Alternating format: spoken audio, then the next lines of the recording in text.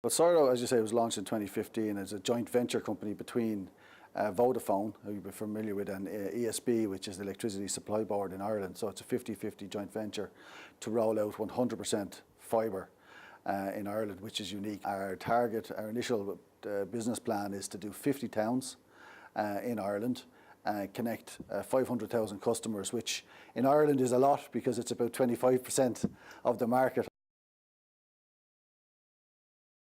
So if you're to build a fibre optic network from scratch today and you didn't have access to an existing infrastructure, you'd have to dig everywhere and build it in. That's very costly and very time consuming.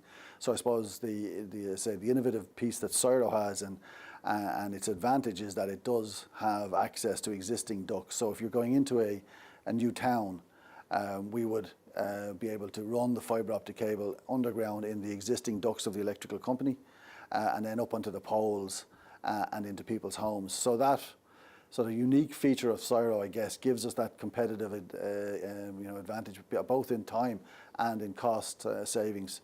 So it allows it to be, as I say, a commercially attractive proposition for both shareholders. So we're pushing ahead. We will have over 100,000 homes passed this quarter. So I think that's at the heart of is changing the conversation in Ireland to what a true fibre optic network is, and the benefit of getting 100% fibre to your home so that you can get proper broadband speeds, connectivity that can future-proof your home for decades to come. So we can offer up to 1 gigabit of speed.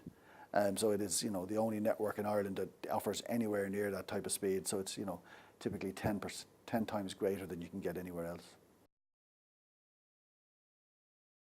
So I imagine 5 years from now we'll still be having passed our initial targets, we'll still be building out fibre in the areas in Ireland that need it. And in doing that, it's about changing the conversation, as I said earlier, to try and inform the public of the benefit of a true gigabit connectivity and what it does. So about e-health, e-learning, changing the what we call in Ireland the digital divide. So by bringing connectivity, you can change the way that town and a smaller town, the way it will communicate, the way it conducts its commerce.